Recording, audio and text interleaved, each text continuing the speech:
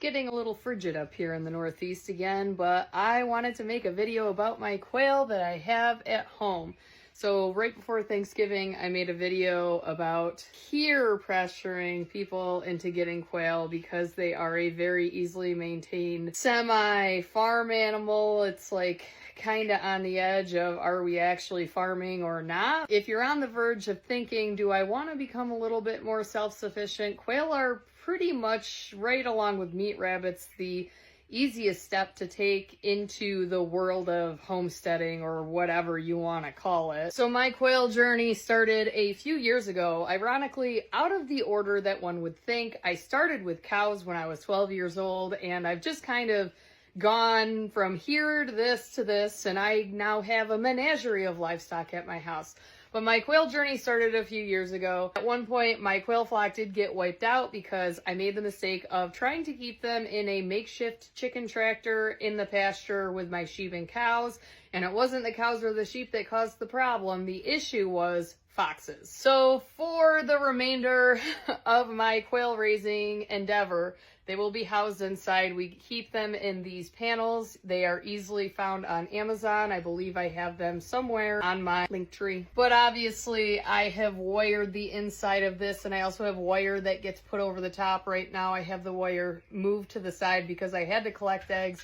But they do live in here, and quail don't really need much. This is a cob job type of a pen, but it does get the job done, and very rarely do they ever escape. And if they do, it's due to my own laziness, because there's a hole over there on the far side that I never patched. But aside from that, they do stay in this pen. My 4-year-old loves his quail, and it's actually become his own little part-time project. So basically he helps collect the eggs. Both of my children help clean the pen, but because Blake collects the eggs, and when the quail eggs hatch, he also helps reset the incubators. And when those eggs hatch and we end up with little baby quail chicks, we do sell them. So I will put them on various avenues of sales sites.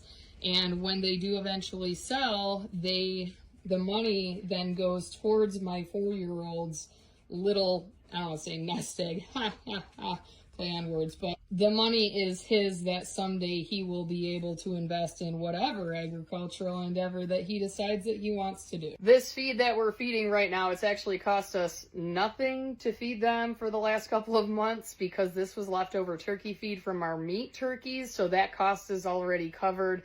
And if we didn't have the quail to eat it, we do have a small quantity of chicks, but it would take a very long time for them to go through that, and probably not in enough time before it went bad. So these guys definitely helped to clean up the accidental excess of turkey feed that we had from our Thanksgiving turkey raising operation. And if you are not familiar with quail, the incubation time for a quail egg is actually 18 days as opposed to the 21-day for chicken eggs.